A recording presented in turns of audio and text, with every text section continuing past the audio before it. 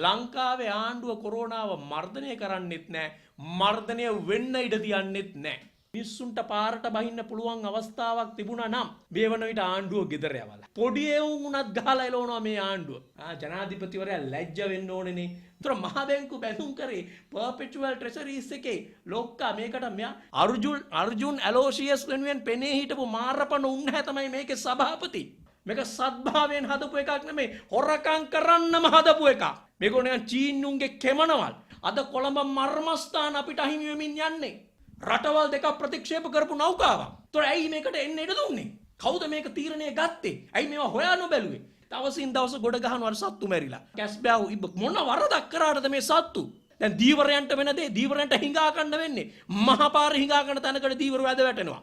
ගොවියාට තමන්ගේ රස්සාව නැති කරලා ගොවි බිම් ටික මුඩු බිම් බවට පත් වුණාට පස්සේ අන්න ගොවි බිම් අත්පත් කර ගැනීම සඳහාද කියන කාරණය බරපතල ප්‍රශ්නයක්. මේක ආණ්ඩුවක් නෙමෙයි කොඩි විනයක්. මේ ආණ්ඩුව නැත්තම් මේ රාජ්‍ය නායකයා බලයට පත් කළේ මේ රටේ ජනතාවද චීන ජනතාවද? චීන ජනතාව හදපු ආණ්ඩුවක්ද කියන සැකය අපිට තියෙන. එක එක නළු නිලියෝ දැන් හුන්ට ඕන විදියට තමයි මේ තීන්දුව තීරණ ගන්නෙ. කවුද මේ තීන්දුව ගන්නෙ? කවුද එහෙම ස්ටිකර් අලවන්න එකපාරට තියෙන දැක්කනේ රස්තියාදුව අත්ත නැට කාපු උන් ඉන්න ආණ්ඩුව. උන් මොනවද කරන්න කියලා දරා. අර මේ මනුස්සයා යනකොට කිව්වේ අර නිරූපණ ශිල්පිනිය දිග ඇරිය නිකන් ලබ්බ පොලේ ගැහුවා වගේ පොලේ ගහලා ගිය ඔක්කොම. ඒතකොට කවුරුත් අහන්නේ නැහැ මේ ඇයි මේ ශැංග්‍රීලා එක කොහමද? ඇයි ශැංග්‍රීලා එක තාම ඒක සීල් කරන්නේ නැත්තේ? තැබෑරුම් සීල් කරනවා. මේ කොහෙවත් තියෙන පිම්පි හපාචි හිප්පටුව නළු නිලියෝ අඩුම තරමේ නළු නිලියන්ටවත් නිරෝධායනිය මේ අවුරුදු 100,000 ගණනක් අදහපු දෙවිවරුන්වත් මුන් විකුණන් කෑවනේ. අවුරුදු 100,000 ගණනක් අදහපු දෙවිවරුන්ව චන්න ජයසුමන මහත්තයා මේක ඇහුවාම නිකන් චන්න ජයසුමන මහත්තයා හරියට මේ සංජය බෙල්ලට්ටි පුත්තා අජිත කේස කම්බල වගේ. ජනාධිපතිතුමා ඊයේත් කියන්නේ මේ ආර්ථිකය පවත්වගෙන යන්න ඕනේ. ආර්ථිකය මොකාටද? ආර්ථිකය චීනටද? Life Traveler මුළු ලෝකයේම කොරෝනාව මර්ධනය කළා. කොරෝනාව සුවපත් වුණත් ලංකාවේ කොරෝනාව මර්ධනය කරන්නේ නැහැ. මතක තියාගන්න ලංකාවේ ආණ්ඩුව කොරෝනාව මර්ධනය කරන්නෙත් නැහැ. මර්ධනය වෙන්න ඉඩ තියන්නෙත් නැහැ.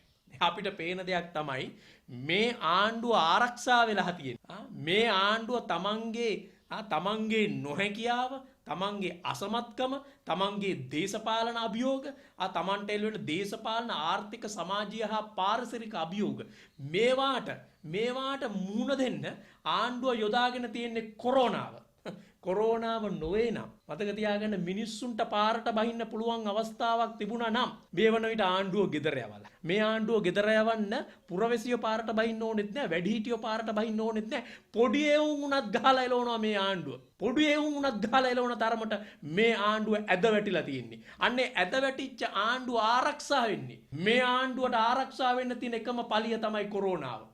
කොරෝනාවට පැතිරෙන්න එක පැත්තකින් ඉඩ අරිනවා. කොරෝනාව මර්ධනය කරන්නෙත් නැහැ. කොරෝනාව මර්ධනය කරන්න ඉඩ දෙන්නෙත් නැහැ. ඒ නිසා මේ ආණ්ඩුව ලෝකයේම කොරෝනාව මර්ධනය කරත් මේ ආණ්ඩුව කොරෝනාව මර්ධනය කරන්න ඉඩ තියන්නේ නැහැ. හැබැයි කොරෝනාව මර්ධනය කරන්න ඕන නම් ලංකාවේ අපි සරලවම කියන්නේ මේ ආණ්ඩුව ගෙදර යවන්න ඕනේ. මේ ආණ්ඩුව ඉන්න තාක්කල් කොරෝනාව මර්ධනය කරන්න බෑ. කොරෝනාව මර්ධනය කරන්න නම් මේ ආණ්ඩුව ගෙදර යවන්න ඕනේ. මේ ආණ්ඩුව ගෙදර යවන්න ඕනේ. මුලින්ම ඒක මම කියන්න ඕනේ. ඊට පස්සේ මතක තියාගන්න දැන් අපිට පේන දෙයක් තමයි මේ 2019 අවුරුද්දේ ඉඳලා 2019 මේ ආණ්ඩුව බලයට පත්වේ මේ තැන ඉඳලා මේ දක්වාම අවුරුදු එකහමාරක කාලයක් පුරාවට අපිට පේන දෙයක් තමයි මේ ආණ්ඩුව ගෙනියන්නේ කොන්ස්පිරසි තියරි මත. කුමන්ත්‍රණ න්‍යායන් මතද කියන බරපතල සැකයක් අපිට එනවා. එහෙම නැත්නම් මේ ආණ්ඩු පාලනය සිදුවන්නේ මාෆියා කල්ලිවලට අවශ්‍යතාවය මතද කියන බරපතල සැකයක් අපිට එනවා. දැන් අපි ඊයේ දැක්කා කාදිනල්තුමා ඒ වගේම පියතුමන්ලා අර සිරිල් ගාමිණී පියතුමා වගේ අය බරපතල චෝදනාවන් රැසක් එල්ල කරනවා. විශේෂයෙන්ම වුන් පහුගිය කාල පුරාම කිව්ව විදිහට මේ පාස්කු ප්‍රහාරය පිළිබඳ තිබෙන්නා වූ සැක සංකා පිළිබඳව එය කුමන්ත්‍රණයක්ද කියන බරපතල සැකය දැන් බුරබුරා පැන නගිමින් තිබෙනවා. ආණ්ඩුව මේක විසඳන්න උත්සාහ කරන්නේ නැති බව පේන තියෙනවා. ආණ්ඩුව හතර වටේ යනවා. ආණ්ඩුව වටේ යනවා විතරයි. ආණ්ඩුව ප්‍රශ්නයට උත්තරයක් දෙන්නේ නැහැ. මේ ගැටලුවට උත්තරයක් දෙන්නේ නැහැ. අපි දැක්ක පහුගිය කාලෙම මේ ජනාධිපති කොමිෂන් සභාවේදී පවා බොහොම පැහැදිලිවම ප්‍රකාශ කළ තිබුණා මේක කුමන්ත්‍රණයක්ද මේක දේශපාලන කුමන්ත්‍රණයක ප්‍රතිඵලයක්ද කියන එක මේ පාස්කු ප්‍රහාරය. අපි ඊයේ දැක්කා පියතුමන්ලා බොහොම පැහැදිලිව කාදිනල්තුමා බොහොම පැහැදිලිව මේ පිළිබඳව චෝදනා කරනවා. ඒතර මේක තාම ආණ්ඩුව විසඳන්න උත්සාහ දරන්නෙත් නැහැ. ආණ්ඩුව වටේ යනවා විතරයි අපිට පේන්නේ. ඒ නිසා ඒක එතනින් පටන් ගත්තාම එවැනි කුමන්ත්‍රණයකින් පටන් ගත්තාම ඒ ආකාරයට බලයටපත් වුණාට පස්සේ ආණ්ඩුව දැන් කටයුතු කරලා තිබෙන ආකාරය දිහා බැලුවාම ඒකට හොඳම උදාහරණයක් අපිට තියෙන බරපතල සැකයක් තමයි මේ කොවිඩ් 3 වෙනි රැල්ලේ ව්‍යාප්තිය. දැන් කොවිඩ් 3 වෙනි රැල්ලේ ව්‍යාප්තිය බැලූ බැල්මට එක්තරා විදිහකට පාස්කු ප්‍රහාරය හා සමාන. ඒ පාස්කු ප්‍රහාරයේ ස්වරූපය ගන්න මහා ප්‍රහාරයක්. එහෙම නැත්නම් මේක කුමන්ත්‍රණයක්ද කියන බරපතල සැකයක් තියෙනවා. මොකද පෞගිය කාලේ අප්‍රේල් මුල ඉඳලාම මේ විශේෂඥයෝ අනතුරු ඇඟෙව්වා. මේ නැවත වතාවක් කොවිඩ් පැන නැගින්න නියමිතයි. නැවත රැල්ලක් එන්න පුළුවන් අලුත් ප්‍රභේද ඇවිල්ලා තියෙනවා. ඒ නිසා මේකට මුහුණ දෙන්න ඕනේ. විතක මහජන පරීක්ෂකවරු කියනවා. හැබැයි ආණ්ඩුව මේක නොසලකා හැරියා. චේතනාත්මකව නොසලකා හැරලා මේක පැතිරෙන්න ඉඩ දැම්මා. උත්සව තිබ්බා. අපි දැක්කන් සැනකෙලි උත්සව තිබ්බා. මිනිස්සු කොහමද ගියේ? මිනිස්සු කොහමද ඇවිද්දේ? මොන නීතියද ක්‍රියාත්මක වුණේ? නිරෝධායන නීතියක් තිබුණේ නැහැ. මිනිස්සු වන්දනාවේ ගියා. මිනිස්සු සංචාර කළා. මිනිස්සු චාරිකාවල යෙදුණා. ට්‍රිප් ගියා. ඒතර මේක හතර අතේ පැතිරෙන්න ගියා. ඒ පැතිරෙනකොට මොකක්ද ආණ්ඩුවට කරගන්න පුළුවන් උනේ? මතක තියාගන්න මේකයි අපිට කුමන්ත්‍රණයක්ද කියන බරපතල සැකේ තියෙන්නේ. මැයි මාසේ මුල වෙන විට ආණ්ඩුව පෝට් සිටි ආර්ථික කොමිෂන් සභාව පනත ගේනවා. මොකද ආණ්ඩුව දැනගෙන හිටියා මේකට බරපතල විරෝධයක් එල්ල වෙනවා කියලා. ඒ වන විටත් ජනතාව තුළ විවිධ දේශපාලන පක්ෂ, මහජන ව්‍යාපාර, පුරවැසි ව්‍යාපාර, වෘත්තීය සමිති මේ වැඩපිළිවෙලට මේ පෝට් සිටියට නැත්නම් මේ පෝට් සිටි කොමිසමට විරුද්ධව බුරබුරා නැගෙන විරෝධයක් තිබුණා. ජනතාව තුළ විරෝධයක් වා දේශපාලන විරෝධයක් එල්ල වෙන්න නියමිතව තිබුණා. ඒ නිසා ආණ්ඩුව මොකද්ද කළේ? අපිට තියෙන බරපතල සැකය තමයි ආණ්ඩුවට අවශ්‍ය වුණා ජනතාව නිහඬ කරන්න. ආණ්ඩුවට අවශ්‍ය වුණා ජනතාව ගෙවල් වල හිර කරලා තියන්න. ආණ්ඩුවට අවශ්‍ය වුණා ඒක මර්ධනය කරන විදිහක් විදිහට මර්ධනය කරන නම් ජනතාව ගෙවල් වලට හිර කරලා තියන්න ඕනේ. ඒ නිසායි අපිට බරපතල සැකයක් තියෙන ආණ්ඩුව මේ සියල්ලම තිබීදී ජනතාව මරබියේ තමන්ගේ ජීවිත ගලවා ගැනීමේ සටනක යෙදලා තියෙද්දි ආණ්ඩුව කරේ මොකද්ද? පෝට් සිටි පනත සම්මත කරගෙන චීනට ඒක දුන්නා. දැන් කොහොමද අද ඇති වෙලා තියෙන තත්ත්වේ? දැන් මේ වන විට එලි දැක්වලා තියෙනවානේ මේ මොකද්ද? ඒ ආර්ථික කොමිසමට පත් කරලා තියෙන සමාජිකයන් බලන්නකො පටන් ගන්න තැනදිම මේ ආර්ථික කොමිසම මොනතරම් වංචනික මොනතරම් වංචනික මේක මහා සූදුවක් කියන එක බොහොම පැහැදිලිව පේන්න තියෙනවා. පත් කරලා තියෙන කොමිසම දිහා දැක්කාම කොමිසමේ සභාපතිවරයා කවුද? ජනාධිපතිවරයා ලැජ්ජ වෙන්න ඕනේනේ. මේ පහුගිය කාලෙම මේ ආණ්ඩුව විපක්ෂයේ ඉන්න තාක් විපක්ෂයේ ඉන්නකොට කෑ ගැහුවේ පරසක් වල දුන්නේ මොකක් කියලාද? මහා බැංකු බැඳුම් කරේ. ඒතර මහා බැංකු බැඳුම් කරේ පර්පෙචුවල් ට්‍රෙෂරීස් එකේ ලොක්කා මේකේ මහා මොලකාරයෙක් වෙච්ච අර්ජුන් ඇලෝසියස් ගේ නීතිඥයා. අර්ජුන් ඇලෝසියස් වෙනුවෙන් පෙනී හිටපු මාරපණ උන්නහැ තමයි මේකේ සභාපති. මාරපණ උන්නහැ තමයි මේ ආර්ථික කොමිසමේ සභාපති. පත් කරලා තියෙන අනිත් මිනිස්සු දිහා බලන්න, එකිනෙකා දිහා අරගෙන බලන්න. ඒ හැම කෙනෙක්ම විවිධ වංචාවන් කරපු මිනිස්සු. එයාට එරෙහිව නඩු තියනවා. පොඩි ගණන් නෙමෙයි. මිලියන බිලියන ගණන් බදු වංචාවන් කරපු මිනිස්සු සමහර අය. එතකොට මේ වංචනිකයන් එකතු කරලා හදපු කොමිසම මේ ආර්ථික කොමිසම දිහා බැලුවම පේනවා මේක සත්භාවයෙන් හදපු එකක් නෙමෙයි, හොරකම් කරන්නම හදපු එකක්. ඒ නිසා තමයි අපි දිගින් දිගටම කිව්වේ මේක ව්‍යවස්ථා විරෝධී විදිහට ව්‍යවස්ථා දායකයන් ගලවලා විගණනයෙන් ගලවලා එහෙම නැත්නම් ව්‍යවස්ථාදායකේ කෝපා කමිටු වලින් ගලවලා මේක ස්වාධීන ආයතනයක් බවට පත් කළා. මේක චීනාගේ රූකඩයක් බවට පත් කරන්නේ මේ පත්වීම් ලැබලා පත් කරලා තියෙන බොහෝ සමාජිකයන්ට චීන සමාගම් එක්ක සම්බන්ධකම් තියෙනවා කියලා අද මාධ්‍යවල එලි කරලා තියෙනවා. මාධ්‍යවල එලි වෙනවා. ඒතර මේ අය බොහොම පැහැදිලිවම චීන පපට් මේගොල්ලෝ චීනුන්ගේ කෙමනවල්. ඒතර මේ චීනුන්ගේ කෙමනවල් මේ කොමිෂන් සභාවලට දාලා මොකද්ද කරන්න යන්නේ කියන එක අපි පහුගිය කාලෙම කිව්වා. අන්න ඒකට තමයි ජනතාව විරෝධය දක්වන්න ගියේ. අන්න ඒකට තමයි දේශපාලන විරෝධය එල්ල වෙමින් තිබුණේ. අන්නේ දේශපාලන විරෝධය යටපත් කරන්න පුළුවන් වුණේ ආණ්ඩුවට මේ කොවිඩ් රැල්ලෙන්. 3 වෙනි කොවිඩ් රැල්ල. ඒ නිසා ආණ්ඩුව තවත් කුමන්ත්‍රණ න්‍යායක් සමග කටයුතු කරාද කියන බරපතල සැකය තියෙන ඔය පියතුමන්ලට ආපු සැකය. දැන් ආසන්නම දේ බලන්න. දැන් ආසන්නම ඇති වෙලා තිබෙන තත්ත්වය මොකද්ද? දැන් අපිට පේන දේ තමයි දැන් ආසන්නම දේ තමයි මේ මහ මූදට සිද්ධ වෙච්ච මහ විනාශය. අපේ බටහිර මූදට සිද්ධ වෙච්ච මහ විනාශය. මේ නෞකාව ගිනි ගැනීම කියන කාරණය බරපතල සැකයක් බවට පත් වෙලා තියෙනවා. අද ඒ පිළිබඳ පරිසර විද්‍යාඥයෝ පරිසරවේදීන් මේ පිළිබඳ සැක පහළ කරලා තිබෙනවා. මේ පිළිබඳ විශේෂඥ මහාචාර්යවරයන් මේ පිළිබඳව සැක පහළ කරලා තියෙනවා. මේක හුදු ගින්නක්ද නැත්නම් මේක යම් කිසි විදියක ප්‍රහාරයක්ද මේක සැලසුම් සහගත ක්‍රියාවක්ද කියන බරපතල සැකය අපි දැක්ක ඊයේත් අර පියතුමන්ලා මතු කරනවා මෙහි තිබෙන්න බරපතල සැකය. මොකද අපිට සැකයක් ඇති වෙනවා. මේක මේ අද ලංකාව තුල ක්‍රියාත්මක වෙන මේ ඉඩම් අල්ලා ගැනීමේ ක්‍රියාවලිය දිහා බැලුවා. දැන් පෝට් සිටියෙන් පටන් ගත්ත ඉඩම් අල්ලා ගැනීමේ ක්‍රියාවලිය බලන්න දැන් දුරදිග ගිහිලා තියෙන විදිය. අද කොළඹ මර්මස්ථාන අපිට අහිමි වෙමින් යන්නේ. කොළඹ මර්මස්ථාන අපිට අහිමි වෙමින් යන්නේ. ගෆූර් බිල්ඩින් එක වෙන්න පුළුවන්. පොලිස් මූලස්ථානය බොරු ගහලා වටේ ගිහිලා පොලිස් මූලස්ථානය ගෙනියනවා. පොලිස් මූලස්ථානයේ ආරම්භ කළ අවුරුදු 100ක් විතර වෙනවා. අවුරුදු 100කට වැඩි එකක් අයිති වෙන්නේ පුරාවිද්‍යාවට. පුරාවිද්‍යාව වටිනාකමක් තියෙන භූමි. ඒතර මේවා තමයි අහිමි වෙමින් තිබෙන්නේ. ගුවන් හමුදා මූලස්ථානය ගැන බරපතල විදියට මාධ්‍යවල සාකච්ඡා වෙනවා. විදේශ කටයුතු අමාත්‍යාංශ ගොඩනැගිල්ල ගැන සාකච්ඡා වෙනවා. යෝක් වීදියේ තියෙන ගොඩනැගිලි ගැන සාකච්ඡා වෙනවා. වෝටර්ස් එජ් එක ගැන සාකච්ඡා වෙනවා. අර රාජගිරියේ තිබෙන අර රාජගිමි අධිවේගී මාර්ගය අවුරුදු 18කට චීනුන්ට දෙන්න යනවා. එතකොට මෙන්න සැලසුම පෝට් සිටි එකෙන් පටන් අරගෙන ලංකාවේ කොළඹ තිබෙන මර්මස්ථානයකින් එක අපිට අහිමි වෙමින් යනවා. අන්තිමේදී ලොක්ඩවුන් එක ඉවර වෙලා අපි වැඩට යනකොට කොළඹ නගරයට ඇතුල් වෙන්න චීනුන්ගේ තානාධිපති කාර්යාලයෙන් වීසා ගන්න අපිට තිබුණොත් වීසා ගන්න නියම වුණොත් ඒක පුදුමයක් නෙමෙයි. චීනගෙන් වීසා අරගෙන අපිට කොළඹට ඇතුල් වෙන්න වෙයිද කියන බරපතල සැකයක් තියෙනවා ලොක්ඩවුන් එක ඉවර වෙලා අපි වැඩට යනකොට. ඒතර එවැනි තත්ත්ව දවසින් දවස මේ කොහොමද කරන්නේ? මේ මිනිස්සු තමන් මරබියේ ජීවත් වෙද්දි මිනිස්සුම ගෙවල් වලට හිර කරලා තියලා මේ මිනිස්සුන්ට තියෙන ආදරයට නෙමෙයි මේ ලොක්ඩවුන් එක දැන් ක්‍රියාත්මක මේ 7 වෙනිදා දීපිච්ච ලොක්ඩවුන් එක හිටි හැටිම 14 වෙනිදා දක්වා ගියේ කොහොමද? සැලසුම් හදලා තියලා. හැබැයි ඊයේ මොකද මේ තිබෙන ප්‍රශ්න පිළිබඳ ජනතාව පාරට බහින්න නියමිතයි කියන සංඥාව ඊයේ පියතුමන්ලා දුන්නා. දීවරයෝ පාරට බහින්න නියමිතයි කියලා අන්න සංඥාව දුන්නා. ඒගොල්ලෝ පාරට බහිනවා මේ වෙනුවෙන් කියලා. කිව්ව ගමන් සතියක් දික් කළා. අන්න එක තමයි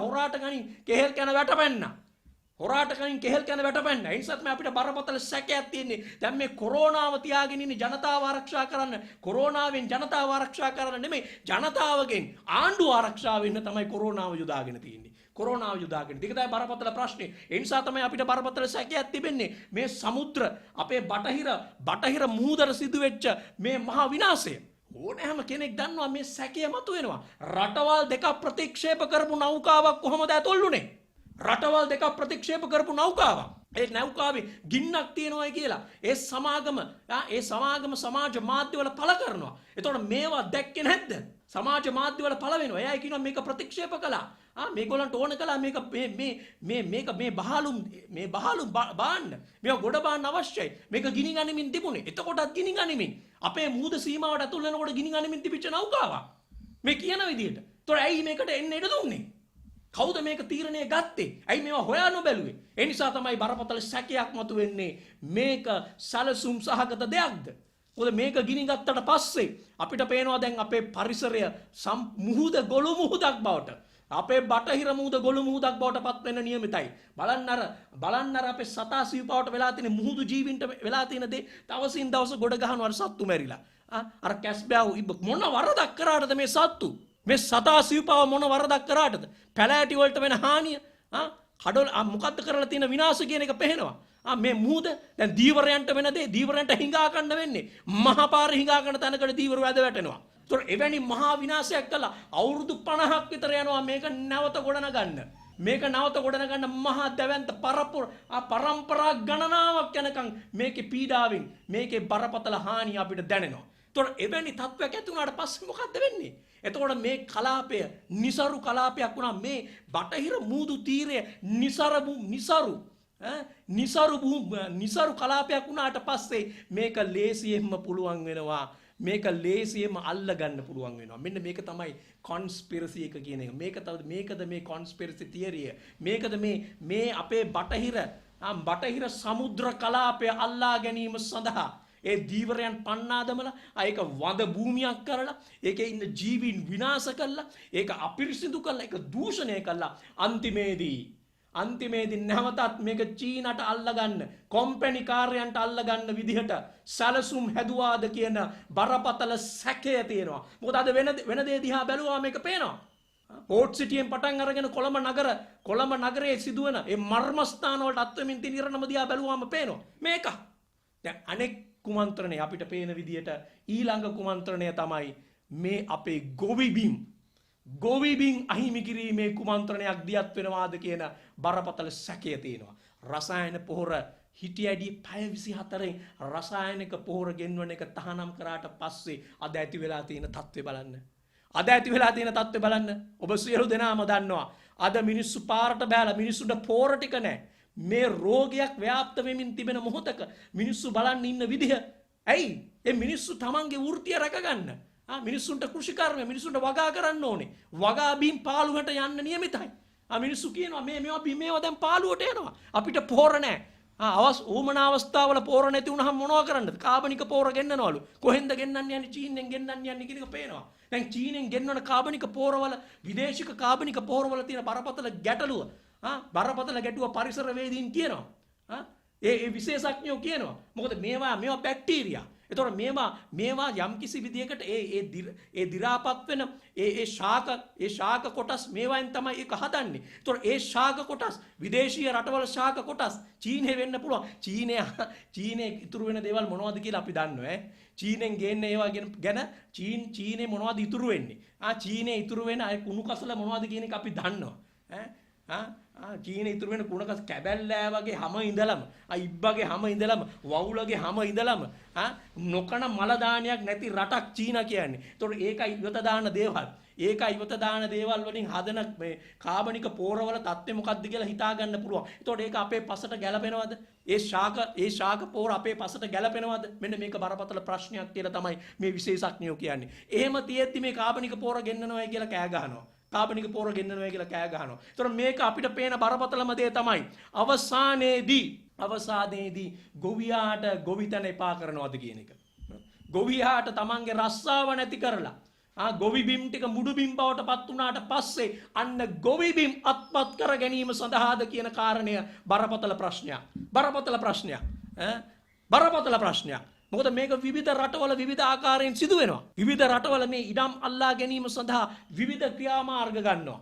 ඒ එක්තරා විදිහක සැකයක් අපිට මතුවෙනවා ලංකාවේ අපේ ගොවිබිම් අල්ලා ගැනීම සඳහා ගන්නා වූ වැඩපිළිවෙලක්ද කියන එක. ඒ නිසා තමයි අපිට සැකයක් මතුවෙන්නේ පෞගිය අවුරුදු 1මාර ඇතුළත ලංකාව මෙහෙයවමින් තිබෙන්නේ මේ කොන්ස්පිරසි තියරි එකක්. නැත්තම් මේ කුමන්ත්‍රණ න්‍යායන් මතද මාෆියා කල්ලි වලට අවශ්‍යතාවය මතද කියන බරපතල සැකය අපිට මතුවී තිබෙනවා. ඒ නිසා තමයි ඒ පූජකතුමන්ලා පැහැදිලිව මතු කරන ප්‍රශ්නේ වෙන්නේ මේ නැව පුපුරායා මේ නැව ගිනි ගැනීම කුමන්ත්‍රණයක්ද කියන එක සොයා බැලිය යුතුයි. ඒ නිසා අපි කියන්නේ මේ අහින්දාස්ලා දාලා ආණ්ඩුවේ නිකන් සට්ටම්බිය දාලා මේව විමර්ශනය කරන්න එපා. මේක සැලකිය යුතු මට්ටමේ එක්තරා විදිහට ජාත්‍යන්තර මට්ටමේ විමර්ශනයක් පරීක්ෂණයක් අවශ්‍යයි. ඇයි මෙවැනි නෞකාවක් අපේ මුහුදු තීරයට ඇතුළුනේ? ඇයි මේක දැනගත්තේ නැත්තේ? ඇයි මේක එන එක දැනගත්තේ නැත්තේ කොහොමද? ඇයි මේකේ තොරතුරු නොලැබුණේ? එක්තරා විදිහකට අපි දැක්ක පරිසරවේදී මතු කරනවා යම්කිසි රහස් දුරකථනයන් සංවාදයන් පිළිබඳව. අපි දැක්ක ඊයේ මාධ්‍යවල පළ වෙනවා. එතකොට මේවා මුල් කරගෙන විමර්ශනයක් කරන්න අවශ්‍යයි. මොකද අපිට සැකයක් තියෙනවා මේ අපේ සමුද්‍ර තීරය බටහිර සමුද්‍ර තීරය පෝට් සිටි එකත් ඇතුළුව තිබෙන ඒ දිගටම තියෙන සමුද්‍ර තීරය අපිට අහිමි කිරීමේ කුමන්ත්‍රණයක්ද මේ දියත් වෙමින් තිබෙන්නේ. එක පැත්තකින් කොළඹ නගරය අහිමි වෙමින් තිබෙනවා. දැන් සමුද්‍ර තීරය බරපතල අනතුරකටපත් වෙලා තිනවා. පෝට් සිටි අල්ලගෙන තියෙනවා. අනෙක් පැත්තෙන් අපිට අපේ ගොවිබිම් අහිමි වෙමින් තිබෙනවා. දැන් ගොවීන්ට තමන්ගේ කෘෂි කර්මය එපා කරාට පස්සේ ඒ මිනිසුන්ට ලාභයක් නොලැබෙනකොට ඒ මිනිසුන්ගේ ජීවිකාව ගෙනියන්න බැරි වෙනකොට ඒ මිනිසුන්ට ආදායම නැති වෙනකොට ඒ මිනිසුන්ට සිදුවෙන්නේ මේ බිම්ගේ ගොවි බිම් දාලා යන්න. ලෝකෙ මේක සිදු වෙනවා.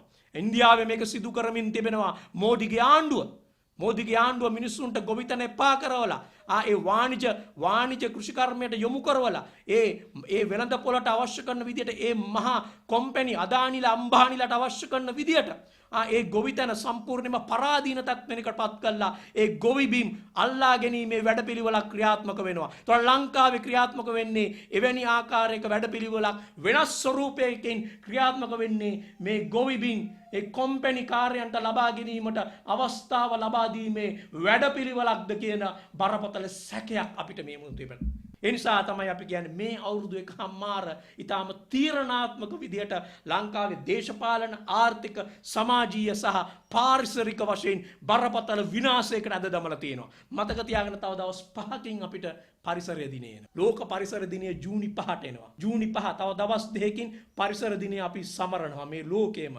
ලෝකයේ පරිසර දිනය සමරනකොට අපි ඊටාම සෝචනීය තත්ත්වයකට අද වැටිලා තියෙන්නේ. කියන්න ගණගාටුයි මේ ඉතිහාසයේ සිදුවුණු දැවැන්තම සමුද්‍ර හානිය අපේ රටේ සිදුවුණු දැවැන්තම සමුද්‍ර හානිය මේ ආණ්ඩුව මැදිහත් වීමෙන් මේ ආණ්ඩුව අනුග්‍රහය යටතේ සිදු වුණාද කියන බරපතල සැකය තියෙනවා. මේ වන විට ඇති වී තිබෙන සමුද්‍ර හානිය දිහා බැලුවාම ඒ වගේම අපි දැක්ක පහුගිය අවුරුදු එකමාර ගත්තාම මේ රටේ සිදුවුණු දැවැන්ත මේ ඉතිහාසයේ සිදුවුණු දැවැන්තම පරිසර හානි පරිසරය විනාශ කිරීමට මේ ආණ්ඩුව දායකත්වය ලබා. මේ ආණ්ඩුවේ අනුග්‍රහය ලැබුණා. අපි දැක්ක කොහොමද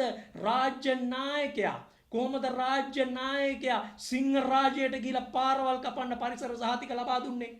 කොහොමද ඊට පස්සේ සිංහරාජය එලිකල සිංහරාජය අක්කර ගණනාවක් එලිකල්ලා වැව් හදන්න උත්සාහ දරමින් තිබෙන්නේ. ඊට පස්සේ අපි දැක්ක ආණ්ඩුව ආපු ගමන් කොහොමද වැලි ගොඩ දාන්න වැලි ප්‍රවාහනය කරන අවසර ලබා දුන්නේ. ඒ ඇල දොළවල් ටික කොහොමද හින්දවන තැනට ඒව විනාශ කරන තැනට ඒව දූෂණය කරන තැනට ගමන් කළේ. ඊට පස්සේ අපි දැක්ක කඩොලාන ටික කොහොමද අපිට අහිමි වෙමින් ගියේ. කඩොලාන එපා ඔක්සිජන් එපා අපිට පිට්ටනි ඕනේ කියලා කොහොමද ඒ කඩොලාන ගිනි ගත්තේ. ඊට පස්සේ අපි දැක්ක චක්‍ර ලේඛන අහෝසි කෙරුවා. අතක තියාගන්න මේක තමයි බරපතලම ප්‍රශ්නේ. 2001 වෙනි චක්‍ර ලේඛන අහෝසි කරලා පරිසරය විනාශ කරන්න අවශ්‍ය කරන පසුබිම හැදුවා. රාජ්‍ය නායකයා මැදිහත් වෙලා සියලු බලතල අතට ගත්ත ඒ සර්වාධිපති බලය අතට අරගෙන කලේ ඒ පරිසරය විනාශ කරන්න අවශ්‍ය කරන චක්‍ර ලේඛන හදපු එක. නීති වෙනස් කරපු එක. එතකොට මේ ඉතිහාසයේ අපි ජූනි 5 වෙනිදා අපි පරිසර දිනය සමරන්නේ මේ ඉතිහාසයේ සිදුවෙමින් තිබෙන බරපතලම පරිසර හානිය කරපු මේ ආණ්ඩුවක් බලයේදී. මේක ආණ්ඩුවක් නෙමෙයි කොඩි විනයක්. මේ 2019 ඉඳලා මේ දක්වා ඇති වුණු දේ දිහාවල් බැලුවාම මේ ආණ්ඩුව පාලනය කරලා තියෙන්නේ ජනතාවට අවශ්‍ය විදියට නෙමෙයි. නිකන් මේ ආණ්ඩුව වැඩ කරන විදිය බැලුවාම අපිට හිතෙන්නේ මේ ආණ්ඩුව නැත්තම් මේ රාජ්‍ය නායකයා බලයටපත් කළේ මේ රටේ ජනතාවද චීන ජනතාවද කියන එක. මම නම් හිතන්නේ මේ රටේ ජනතාව පත් කරපු පාලකයෙකුට මේ රටේ ජනතාව පත් කරපු දේශපාලන නියෝජිතයන්ට මේ වගේ තීන්දුව ගන්න පුළුවන් කියලා. ලංකාවේ මිනිස්සු වෙන්න බෑ. ලංකාවේ ආණ්ඩුවකට මේ වගේ තීන්දුව ගන්න බෑ. නිසා අපිට හිතෙන්නේ මේක චීනය පත් කරපු ආණ්ඩුවක්. චීන ජනතාව හදපු ආණ්ඩුවක්ද කියන සැකය අපිට තියෙනවා. දැන් ආණ්ඩුවක් නැහැ එක පැත්තකින්. දැන් අපිට පේනවනේ එක පොලොස් කොට්ටෝරුයි එක පොලොස් කොට්ටෝරු එක හපාචි එක පිම්පි එක නලු නිලියෝ. දැන් හුන්ට ඕන විදියට තමයි මේ තීන්දුව තීරණ ගන්නෙ. හුන්ට ඕන විදියට තමයි නිරෝධායන නීති හුන් තමයි තීරණය කරන්නේ. දැන් බලන්න ඊයේ කරපු අර කුණුහරුපේ අර ස්ටිකර් අලවන කුණුහරුපේ මොකද්ද කියලා. කවුද ඒව තීන්දුව ගන්නෙ? මජිත් රෝහණ මහත්තයා ඇවිල්ලා කියන එක කරන්නේ. කවුද ඒ තීන්දුව ගන්නෙ? කවුද එහෙම ස්ටිකර් අලවන්න එකපාරට තියෙන දැක්කනේ රස්තියාදුව. මිනිස්සු ස්ටිකර් අලවගෙන තව දිහාවක යනවා. එතනින් කියනවා ඔය නෙමෙයි අරහෙ කියලා. අන්තිමට මිනිස්සුන්ට යා ගන්න බෑ. එක්ක මේක වහනවනම් සම්පූර්ණයෙන් වහලා දාන්න ඕනේ. නිකම් අත්‍යවශ්‍ය සේවාවන් වලට එන්න කියලා ඉතින් මිනිස්සු යනවා. මිනිස්සු ගියා මිනිස්සු රස්තියාදු වෙනවා මේකේ. මොකද්ද ඒ කරපු කුණුහරුපේ කියන්නේ කවුරුත් දන්නේ නැහැ. ඒක තමයි අපි කිව්වේ මේ ආණ්ඩුව අත්තනට කාපු යුන් ඉන්නේ. අත්තනට කාපු යුන් ඉන්න ආණ්ඩුව. උන් මොනවද කරන්න කියලා දර අපි කියන්නේ මරු කියවනවා වගේ. මරු ඇහිච්ච ආණ්ඩුවක්. ඒ වගේ මොකද්ද කරන්න කියන එක උන් තේරෙන්නේ නැහැ. ජනාධිපති කියනවාද? සෞඛ්‍ය අමාත්‍යාංශය කියනවාද? පොලිසිය කියනවාද? නීති හදන්නේ කවුද? නීති ක්‍රියාත්මක කරන්නේ කොහොමද? ඒ තමන්ට ඕන විදියට එක තමන්ට ඕන විදියට වැඩ කරනවා. ඒකනේ අපිට පේන්නේ. පාරට බැස්සහම පේන්නේ ආණ්ඩුවක් නැහැ රටක් නැහැ. ආණ්ඩුව කරන එකම වැඩේ ආණ්ඩුව සලකලා කරන එකම වැඩේ තමයි චීනට රට ලියලා දෙන එක. ආණ්ඩුව දිකම් බාර අරගෙන තියෙන එකම වැඩේ මේ ජනාධිපතිවරයා ප්‍රමුඛ ආණ්ඩුව බාර අරන් තියෙන එකම වැඩේ කොහොම හරි කමන්නේ චීනට තමන් බලය තමන් මේක බලය අත්හැරියත් අන්තිමේදී චීනට මේක ලියලා දෙන්න ඕනේ කියන වැඩපිළිවෙල තමයි ආණ්ඩුවේ තියෙන්නේ. ඒ අර වෙන වැඩපිළිවෙලක් නැහැ. නැත්තම් මේ නිරෝධායනය අන්තිමට නිරෝධායන නීති අපිට විතරයිනේ. මේ අසරණ අපිට විතරයි නිරෝධායනය. මේ සාමාන්‍ය මිනිසුන්ට විතරයිනේ නීති තියෙන්නේ. දැන් අපි අර දැක්කනේ අර නිරූපණ ශිල්පිනියක් අර මෝස්තන ශිල්පියෙක් දැන් මේ මිනිස්සු දැන් හොඳ වෙලාවට දැන් අපිට අන්තිමේදී තමයි දැනගන්න ලැබුණේ කොහොමද මේ නිරෝධායන නීති කඩ කරලා තියෙන්නේ කියන එක. බලයි යනකොට මේ නිරෝධායන නීති කඩ කරලා මේ ලෙඩේ බෝ කරලා එහෙම නැත්නම් මේ වසංගතේ බෝ කරගෙන තියෙන්නේ මේ channel නාලිකා සමහර නාලිකාවලුයි ඒ නාලිකා වලට ආපු නළු නිලියෝයිනේ මේවා බෝ කරලා තියෙන්නේ. දැන් අර ඊයේ කිව්වේ අර මේ මනුස්සයා යනකොට කිව්වේ අර නිරූපණ ශිල්පිනිය දිග ඇරිය නිකන් ලබ්බ පොලේ ගැහුවා වගේ පොලේ ගහලා ගිය ඔක්කොම. දැන් මේ මනුස්සයාට යන්න දීලා මේ මනුස්සයව ගෙදර තිබ්බනම් මේ මනුස්සයා ওই ටික කියන්නේ නැහැ. එයා දිදී මේ මනුස්සයා ජනාධිපතිට අයිතිය කියනවා. යනකොට කිව්වනේ අපි ජනාධිපතිතුමනි අපේ යුවතුමාව පත් කළේ කිව්වා. බලන්න යත් ජනාධිපතිව පත් කරන දායක වෙච්ච කෙනෙක්. ඉතින් ජනාධිපතිතුමාට එයාගේ අයිතියත් එයා කිව්වා. එහෙම අයිතිය තිබ්බත් වැඩක් නැහැ. මොකද මේ වෙලේ ජනාධිපතිතුමා සහ ආණ්ඩුවට වැදගත් වෙන්නේ ශංග්‍රිලා එක රැක ගන්නවාද මේ නළු නිලියෝ කීප දෙනා රැක ගන්නවාද මේ නිරූපණ ශිල්පිනිය රැක ගන්නවාද? ආණ්ඩුව තීරණය කරන්නේ ශංග්‍රිලා එක පැත්තට. මේක තේරුම් ගන්න ඕනේ කවුරුත් ආණ්ඩුවේ නිකන් ජනාධිපතිතුමාට තමන්ගේ අයිතිය කිව්වට වැඩක් නැහැ. ජනාධිපතිතුමාට ඇතුළු ආණ්ඩුවට වැදගත් වෙන්නේ කොම්පැනි දිහා බැලුවාම මේගොල්ලෝ කවුද මේ නිරූපණ ශිල්පීන්? මේගොල්ලන්ව නිකන් හරියට නිකන් මේගොල්ලන්ව නිකන් මේ මැටි ගහලා හදාගන්න පුළුවන් නේ. මේගොල්ලන්ව පොල් පිටි වලින් අමන්න පුළුවන්. ඒ නිසා ඒගොල්ලෝ වැඩක් නැහැ. ආණ්ඩුවට ඒගොල්ලන්ගෙන් ඇති වැඩක් නැහැ. ආණ්ඩුවට වැදගත් වෙන්නේ මේ වෙලේ ශංග්‍රිලා එක බේර ගන්න ඕනේ. ප්‍රශ්නයක් ඇහුවොත් කොහොමද ශංග්‍රිලා එක මේකට ඉඩ දුන්නේ? ඒගොල්ලෝ ගියා වෙන්න පුළුවන්. මේ මිනිසුන්ට ඉතින් වෙන වැඩක් නැහැ නේ. මිනිසුන්ට බර්ත්ඩේ පාටි දාන්න කන්න බොන්න ඕවා මේ මිනිසුන්ට තියෙන්නේ. මේ මිනිසුන්ට මේ අන්ට ගෙවල් වලට කෑම ගේන්නේ එහෙම ලුකුවට මිනිස්සු ඒවා ඒ විදියට හිතන අය නෙමෙයි. ඒගොල්ලෝ බලන්නේ ඉතින් කීයක් හරි හොයාගන්න කොයි හරි ගිහිල්ලා එහෙමනේ ඒගොල්ලන්ගේ ජීවිතය. ඒතකොට මේ මිනිස්සු එහෙම හිතනකොට ශංග්‍රිලා එක කියන මහා මේ දැවැන්ත හෝටලය මේ ලක්සරි හොටෙල් එක කොහොමද ඒ අවස්ථාව දුන්නේ? මේ මුළු රටම ලොක්ඩවුන් කළා. ඒතකොට කවුරුත් අහන්නේ නැහැ මේ ඇයි මේ ශංග්‍රිලා එක කොහොමද? ඇයි ශංග්‍රිලා එක තාම ඒක සීල් කරන්නේ නැත්තේ? තැබෑරුම් සීල් කරනවා. ඇයි ශංග්‍රිලා එක සීල් කරන්නේ නැත්තේ? දැන් ශංග්‍රිලා එක සීල් කරන්න වෙන හින්දා තමයි ඔය ප්‍රශ්නේ නේ හින්දා තමයි ඒ ඔක්කොම ඇරි අරගොල්ලන්ගේ පිටින්. ඒගොල්ලන් නිරෝධායනයට දැම්ම. අන්න එතකොට තමයි අපි දැනගත්තේ වෙන්නේ අකඩ නළු නිලියෝ 150කට විතර අර නළු නිලියන් කිව්වනේ අර මහා දැවැන්ත සම්භාව්‍ය නළුවන්ගේ දුවලා ගැනත් කිව්වනේ. ඇයි ඒගොල්ලෝ ගැන කියන්නේ නැත්තේ? ඇයි ඒගොල්ලන්ව නිරෝධායනය කළේ නැත්තේ? ඒගොල්ලෝ පොසිටිව් වුණා. මෙගාස්ටාර් ආපු 150 පොසිටිව් වුණා. බලයද්දි මේ channel වලින් මේක ගිහිල්ලා තියෙන්නේ. මෙගාස්ටාර් අරස්ටාර් මේස්ටාර් මේ සැනකෙලි පවතුපු ඒගොල්ලෝ මේක බෝ කරලා තියෙන්නේ. අන්න කිව්වේ ඒක තමයි අර. ඇයි ඒගොල්ලෝ නිරෝධායනය වුනේ නැත්තේ? 150කට විතර මේක හැදුනා පොසිටිව් වුණා. අන්න පස්සේ ඔන්න දැනුයි අපි දන්නේ නැහනේ. අපි හිතුවේ මේ අපේ මේ රටේ මිනිසුන්ගේ නොසලකීල නැහැ. මේ ආණ්ඩුව සහ ආණ්ඩුව වටේ ඉන්න ප්‍රභූන් සහ ආණ්ඩුව වටේ ඉන්න channel මුදලාලිලා සහ ඒගොල්ලන්ගේ ව්‍යාපාර නිසා මේක ව්‍යාප්ත වෙලා තියෙන එකනේ. මේ පේන්නේ. ඒ කිව්වේ ඒකයි මේ ව්‍යාප්ත වෙලා තියෙන විදිය. ඒක නිසා තමයි අපි කිව්වේ මේක නීතිය දෙකක්. අපිට එක නීතියක් අපිව අල්ලගෙන යනවා. අර ඊයේ දැක්කනේ අර පෝර ටික ගන්න ගිය මිනිස්සයා අර පොලිමේ හිටපු මිනිස්සයා පෝර ටික ගන්න පොලිමේ හිටපු මිනිස්සයා බෙල්ලෙන් ඇල්ලලා එළියට දැම්මා. පොලිසිය අපි දැක්කනේ එළියට දාපු විදිය. අර කොස් ගෙඩියක් අරන් ගිය මිනිහා හරවලා ඇරිවා. ආපහු යන්න කියලා. බඩු ගන්න මිනිහ ගිය ගෑනු කෙනෙක් අන මාධ්‍යවල තියෙනවා. සමාජ මාධ්‍යවල බඩු ගන්න පොලිමේ හිටපු ගෑනු කෙනා කියද්දි ගියා නිරෝධායනයට දාලා. අන්න නීති ක්‍රියාත්මක වෙන විදිය. අසරණයන්ට එක විදියක්. අහිංසක මිනිස්සුන්ට එක විදියක්. සාමාන්‍ය පුරවැසියන්ට එක විදියක්. මේ පිම්පින්ට ඕන විදියට වැඩ කරන්න පුළුවන්. මේ කොහෙවත් තියෙන පිම්පි හපාචි හිප්පටුව නළු නිලියෝ අඩුම තරමේ නළු නිලියන්ටවත් නිරෝධායනය මේ නිරෝධායන නීතිය ක්‍රියාත්මක කරන්න බැරි ආණ්ඩුවක් නේ. පිම්පි ආණ්ඩු නෙමෙයි මේවා. නළු නිලියන්ටවත් නිරෝධායනය ක්‍රියාත්මක කරන්න බැරි ආණ්ඩුවක්. ඉතින් කොහෙද නීතියක් තියෙන්නේ? ඒ නිසා ඇත්තටම මේ ආණ්ඩුව අද පවතින්නේ කොරෝනාව මතමයි. කොරෝනාව නිසා පවතින ආණ්ඩුවක් මේක. කොරෝනාව නැති කරන්න නම් මේ ආණ්ඩුව ගෙදර යවන්න ඕනේ. මං ආයි කියන්නේ.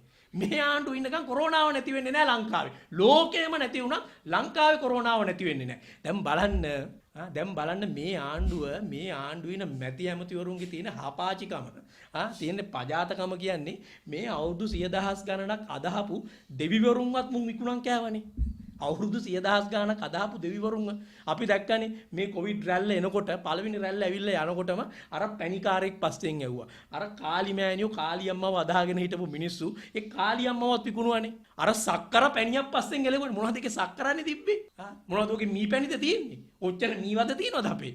සක්කර පස්සේ මිනිස්සුන් එලෙව්වා. මිනිස්සුන්ව පෝලිං ගස්සලා යවුවා. සක්කර පැණිය ඉස්සරහට ගෙනිච්චා. ඊට පස්සේ මොකද උනේ? අන්තිමේදී අර නිකන් මොකක්ද අර උළු වහුවක් දොරක් හදන් හිටපු වඩු බාසුන් නැහැට ඒ රස්තාවක් නැති වෙලා ඒ මිනිහට උන් හිටින්න නැති වුණා. දැන් අද ඒ මිනිහා උන්නද මලාද කියලා කවුරුත් බලන්නේ නැහැ. ඒ මිනිහා උන්නද මලාද කියලා බලන්නේ නැහැ. දැන් මේක ටික කාලයක් යනකොට දැන් මේක ගෙනියන්න බැරි වෙනකොට ඔන්න අනිත් පැත්ත හැරලා වැක්සින් එක පස්සේ එල්ලෙන්න ගත්තා. ඔන්න දැන් කියන වැක්සින් එක. දැන් නාට්‍ය තමයි අර පැණි නාට්‍ය තවදුරටත් ගෙනියන්න බෑ. පැණි නාටකේ තවදුරටත් ගෙනියන්න බෑ. ඔන්න දැන් වැක්සින් නාට්‍ය පටන් අරගෙන. දැන් වැක්සින් එක සූදුවක් බවට පත් කරගෙන. වැක්සින් එක සූදුවක් දැන්. මේ වැක්සින් එක දැන් තියෙන්නේ මේ රටේ ජනතාව ආරක්ෂා කරන්න නෙමෙයි. ජනතාවට එන්නත් ලබා දීලා ජනතාව ආරක්ෂා කරගන්න නෙමෙයි. ඒගොල්ලන්ගේ සූදුවක්. දැන් ඒ කියන්නේ ඒක නිකන් හරියට ඒක තම තමන්ට ඕන විදිහට කඩාගෙන යනවා. ඒ කියන්නේ මනාප මල්ල වැඩි එක 3 4000 5000 50000 ගෙනියනවා. මනාප මල්ලේ ප්‍රමාණයට එක එකා ගෙනිනවා තමන්ගේ පැතිවලට. දැන් එහෙමනේ වෙලා තියෙන්නේ. ගිහිල්ලා ඊට පස්සේ අර බැනර් ගහලා තියෙන්නේ. ඔබතුමා අපිට මෙච්චරක් දුන්නාට ස්තුතියි. ඒක හරි කෙලියක් නේ. මේ එක එකාට කෝට දෙන වැඩක්ද මේ එන්නත් දෙනවයි කියන්නේ. දැන් හොතර පේනවනේ මේක කොතරම් ව්‍යාජයක් මංකොල්ලයක් බොරුවක්. මේක මහා නාඩගමක් නේ. දැන් ඒ මදිවට ලෝකෙම කිව්වහම මේකේ මොනවද ඩෝසස් දෙකක් දෙන්න ඕනේ මාත්‍රා දෙකක් දෙන්න ඕනේ කියලා. දැන් ඇස්ට්‍රාසෙනිකා වලට එහෙමනේ කිව්වද කො දෙවෙනි මාත්‍රාව. දෙවෙනි මාත්‍රාවක් නැහැ. දැන් එතකොට කියනවා නෑ ඒක මාස 6ක් එහාට වුණත් යන්න පුළුවන්ලු. කවුද න්‍යායන් හදන්නේ? කියන්නේ එන්නත් උනත් ලංකාවට ආවට පස්සේ ඒවා දේශපාලනීකරණය වෙනවා. දැන් දෙවෙනි ඩෝස් එක නැත්තම් දෙවෙනි මාත්‍රාව දෙන්න ඕන එන්නත උනත් ලංකාවට එනකොට ඒවා නැහැ. පළවෙනි මාත්‍රාව පමණක් සෑහෙයි කියලා කියනවා. ඒවත් දේශපාලනීකරණය වෙනවා. දැන් බලන්න මේ ස්පුට්නික් එන්නතේ ප්‍රශ්නේ. දැන් ස්පුට්නික් එක ගැන අහන්න රුසියාවටම යන්න වෙනවා අපිට. මොකද්ද මේකේ ඇත්ත කියලා. කෙහෙලිය රමුක්කල මහත්තයාට අනුව දැන් කෙහෙලිය රමුක්කල මහත්තයා එකක් කියනවා. චන්න ජයසුමන මහත්තයා එකක් කියනවා. අධ්‍යක්ෂ ජනරාල්තුමා එකක් කියනවා. චීන සමාගම තව එකක් කියනවලු. දැන් කවුරු කියන එකද පිළිගන්නේ? කවුරු කියන එකද පිළිගන්නේ? ඒක අර අස්සන් ගන්නවා මිනිස්සුන්ට පළවෙනි එන්නත මාත්‍රාව පවා උනත් සෑහෙයි කියලා. මිනිස්සු ඕකට නෙමෙයි. මිනිස්සුන්ට කිව්වොත් එහෙම අපායට යමන් කියලා මේක හොඳ වෙනවා කියලා මිනිස්සු අස්සන් කරනවා. මිනිස්සු එච්චරට මරබියකින් ඉන්නේ අසරණයිනේ. මම අහන්නේ මේ දේශපාලනඥයට හදවතක් තියෙන්න එපා. තමුන් නැහැලා ඉස්සරලා දේශපාලනය කරන්න කලින් ඇස් ඉස් මස්ලේ තියෙන මනුස්ස ජීවීන් බවට පත් වෙලා ඉන්න. මුන් නිකන් හරියට ගන්ධබ්බයෝ වගේනේ. ගන්ධබ්බයෝ වගේ. මිනිස්සුන්ගේ ජීවිතත් එක්ක සෙල්ලම් කරන්නේ. දැන් ඒතකොට කේලිය රඹුක්කල්ල මහත්තයා කියන විශේෂඥ. විශේෂඥයෝ කිව්වලු. කිව්ව විශේෂඥයා මොකද්ද මිනිස්සු? කිව්ව විශේෂඥයා මොකද්ද? දැන් විශේෂඥයන්ගෙන් ඇහුවාම අපි දැක්ක ඊයේ මාධ්‍යවල පළ වෙනවා. ඔන්න ශ්‍රී ජයවර්ධනපුර විශ්වවිද්‍යාලය දැන් තමයි මේ පිළිබඳව පර්යේෂණයක් කරන්නේ. ඒ පිළිබඳව රිසර්ච් එකක් කරනවා මේකේ දෙවෙනි මාත්‍රාව ඕනේද නැද්ද කියන එක ගැන. දැන් කවුද කිව්ව විශේෂඥයා? රඹුක්කල්ල මහත්තයා ගෙදර 4-5 දෙනාද මේකට මේ විශේෂඥකම් කරේ? ඒ ගෙදර 4-5 දෙනා දීපු සහතිකයකට අනුවද දැන් මේක ගහන්න කියන්නේ. දැන් චන්න ජයසුමන මහත්තයන් අපි දැක්ක මාධ්‍ය අහනවා. චන්න ජයසුමන මහත්තයා මේක ඇහුවාම නිකන් චන්න ජයසුමන මහත්තයා හරියට මේ සංජය බෙල්ලට්ටි පුත්තා අජිත කේස කම්බල වගේ. මේක කරකෝල ඇතෑරියා මං හිතන්නේ ඒක මොකෙකුටවත් තේරුන්නේ නැහැ. මේක ගන්නත් පුළුවන් එහෙමයි කියන්නේ නිකන්. මේක ස්පුට්නික් එක දෙක දෙන්නත් පුළුවන් දෙන්නත් ඕනේ. හැබැයි පළවෙනි එක දීලා ඒක මේ දෙන ලියුමත් හරි ඒක සමාගමෙන් කිව්වොත් ආයි දෙකක් දෙන්න ඕනේ. මේක දැන් නිකන් ඒක ඕද නෑද? එහෙම එකක් කියන්නේ නෑ. මේ චන්න ජයසුමන මහත්තයා කිව්ව එක මේ හරියට පැහැදිලි කරගෙන නාත දෙයියන්ගෙන් සාත්තරයක් අහන්න. නාත දෙයියන්ගෙන් සාත්තරයක් අහලා තමයි චන්න ජයසුමන මහත්තයා කිව්ව එක පැහැදිලි කරගන්න වෙන්නේ. එතකොට මේ සෞඛ්‍ය අධ්‍යක්ෂ ජෙනරාල්වරයා කියනනේ අපි නම් උපදෙස් දුන්නේ නැහැ කිය. බලන්නකෝ රට කඩන් වැටිලා තියෙන තැන. මෙහෙම ලෝකේ මේ විදියට මේ එන්නතක් මේ වගේ ලෙඩක් එක්ක මේ වගේ මාරාන්තික ලෙඩක් එක්ක මනුස්ස ජීවිත හිලව් කරන මනුස්ස ජීවිත නිකන් පල්ලෙහාට අද දාලා මනුස්සත්වය පල්ලෙහාට අද දාලා මනුස්ස ජීවිත විනාශයට ඇදලා දාන්න තමන්ට ඕන විදියට සංදර්ශන පවත්වන ආණ්ඩුවක් ලෝකේ ඉන්නවනම් මේ පජාත ආණ්ඩුව විතරයි. මේ ආණ්ඩුව විතර ඒක සමග මේ නරුම ආණ්ඩු කරන්නේ. මේ ආණ්ඩුව ඉන්නකන්න මේ රෝගය හොඳ කරගන්න බෑ. ඒ නිසා අපි දැක්ක අවසාන වශයෙන් අර ඊයේ රෝහිත අබේගුණවර්ධන මහත්තයා එකත් කියලා මිවර කරන්න ඕනේ. එයා කියනවා දැන් අපි දැක්ක මේ මාධ්‍යයට කතා කරනවා මේ නැව ගිලුණත් මේ නැව මුහුදු පතුලට ගියත් මේකෙන් අපි වන්දි අරගෙන මේක අපි කොහොම හරි පියව ගන්නවා. නැවගිනුණත් බෑන්චුන් කියන එක අපි දන්නවා රෝහිත අබේගුණවර්ධන මහත්තයාලට. නැවගිනුණත් බෑන්චුන්. හැබැයි මහත්තයෝ මේ ලැබෙන ඩොලර් මිලියන 400ට 500ට ලා මේ රටේ පරිසරය මේ රටේ සමුද්‍රය හිලව් කරන්න එපා. අඩුම තරමින් සත්තුන්ටවත් තියෙන හෘද සාක්ෂිය තමුන් නැහැලට තියාගන්නවා. මේකට මේ උපාධිය ඕනෙත් නැහැ. මේකට මේ මහා මේ ඉස්කෝලවලට යන්න ඉස්කෝලේ නොගිය පොඩි එකෙක් වුණත් දන්නවා දැන් මේ අවට අපේ සමුද්‍රයට වෙලා තියෙන හානිය. ඒක මේ ඩොලර් මිලියන 400න් 500න් පියව ගන්න බෑ කියලා මේ පොඩි එකෙකුත් දන්නවා. පොඩි එකෙකුත් දන්නවා. සතා සිව්පාව පවා පරිසරයේ වෙනස්කම් දැනෙනවා. සතා සිව්පාවට පවා ඒ හැඟීම තියෙනවා. උන් තරම් පරිසරය ගැන සංවේදී. හැබැයි මේ බලන්නකෝ දේශපාලනඥයෝද මිනිස්සුයෝද? මිනිස්සුයෝ නම් මිනිස්සුයෙකුට නම් තියෙන්න බෑ හෘද සාක්ෂිය. ඇස් ඉස් මස්ලේ වලින් මේගොල්ලෝ නිකන් මේ ආණ්ඩුවේ ඉන්නේ ගන්ධබ්බයෝ. ඒ කියන්නේ උන්ට ඇස් ඉස් මස්ලේ නැහැ. හදවතක් නැහැ. අපිට සල්ලි ලැබෙනවා නම් හරි. හරියට මේක නිකන් කොම්පැනියක් කරගෙන යනවා වගේ. දැන් මේ ආණ්ඩුව ගෝඨාභය මහත්තයාගේ ආණ්ඩුව කොම්පැනියක් වගේ. ඔක චීනෙත් එහෙම තමයි. චීන කියන්නේ ඒගොල්ලෝගේ රාජ්‍ය කෝපරේට් එකක් කියලා. ඒගොල්ලන්ගේ රාජ්‍ය කොම්පැනියක්. මොකද ඒගොල්ලන් බලන්නේ ලාභය. ඒගොල්ලෝ කියන්නේ ලාභය ලබා ගැනීම සඳහා වැඩ කරන එක තමයි රාජ්‍යයේ පුරවැසියාගේ වැඩේ. දැන් මේ ආණ්ඩුවත් එහෙමයි. ආණ්ඩුවත් හිතන්නේ මොක නැති වුණත් ලාභෙ තියෙන්න ඕනේ. ඒ කියන්නේ මේ ආර්ථිකය අපිට ආර්ථිකය මොකාගේ ආර්ථිකයද? කාගේ ආර්ථිකයද? මිනිස්සු මරුණාට පස්සේ ආර්ථිකය ඇති මොන රෙද්දකටද ආර්ථිකය? මිනිස්සු මැරිලා. මිනිස්සු ජීවත් කරවන්න බලන්න ඕනේ. ඒක ගැන කතා කරන්නේ අපි දැක ජනාධිපතිතුමා ඊයේත් කියන්නේ මේ ආර්ථිකය පවත්වගෙන යන්න ඕනේ. අත්‍යවශ්‍ය ආර්ථිකය පවත්වගෙන යන්න මොකාටද? ආර්ථිකය මොකාටද? ආර්ථිකය චීනටද? චීන කොම්පැනි කාර්යයටද? ආර්ථිකය සමාගම් වලටද? මේක නිකන් කොම්පැනියක් වගේ පවත්වගෙන යනවා. මේගොල්ලෝ හරියටම කරන දේ අර මං කලින් කිව්වා වගේ ඒ කොම්පැනි කරන්නේ ලාභය හොයන එක. ඒ වගේ මේක විකුණ යනවා. දැන් ඕක තමයි වැඩපිළිවෙල ආණ්ඩුවේ. එතකොට මැති ඇමතිවරු නිකන් කොම්පැනි ෂෙයා හෝල්ඩර්ස්ලා වගේ උන් Tamanට කැමති ඒවා කඩාගෙන යනවා. වැක්සින් එක අහුම් කඩාගෙන යනවා ටිකක්. අර මෙයා කඩාගෙන ගිහලා දානවා මේ බැනර් එක. ඉතින් ඒ වගේ තත්ත්වයකට ඇද වැටිලා තියෙන්නේ. ඒ නිසා අවසාන වශයෙන් උත් කියන්නේ මේ ආණ්ඩුව ආරක්ෂා වෙන්නේ කොරෝනාවෙන්. ඒ නිසා මේ කොරෝනාව මේ ආණ්ඩුව අවසන් කරන්නේ නැහැ. මොකද කොරෝනාව අවසන් කරොත් මේ ආණ්ඩුවේ අවසානය ඒක. මොකද මේ ආණ්ඩුවට විරුද්ධ පොඩි වුණුත් පාරට බහැලා මේ ආණ්ඩුව එලවනවා. පොඩි වුණුත් පාරට බහැලා මේ ආණ්ඩුව එලවනවා. ඒ නිසා මං හිතන්නේ මේක බොහොම පැහැදිලි අද අපිට පේනවා කොහොමද මිනිස්සු ප්‍රතිචාර දක්වන විදිය තරුණියෝ. අර මේ අපිට මේ ව්‍යවසනයක් මැද්දෙත් අපිට පේනවා තරුණියන්ගේ හෘද සාක්ෂිය. ඒකනේ අර අපි කිව්වේ අපි එදා දැක්ක අපි ඉතිහාසයේ අපේ තරුණ කාලේ දැක්ක අර ටයිටැනික් චිත්‍රපටය හා සමානවම දැන් තරුණයෝ කියන ගෝටැනික් කියන චිත්‍රපටිය අපිට ඉස්සරහට පෙන්වන්න පුළුවන් වෙයි කියලා. තරුණයෝ කියන්නේ ඒකයි. ටයිටැනික් ඉවරුණා දැන් ගෝටැනික් එක තමයි ඉස්සරහට එන්නේ කියලා. ඒ තරමටම අද තරුණියෝ ඉස්සරහට ඇවිල්ලා කතා කරනවා රට ලෝකය සහ යහපත වෙනුවෙන්. ස්තුතියි. Life Traveler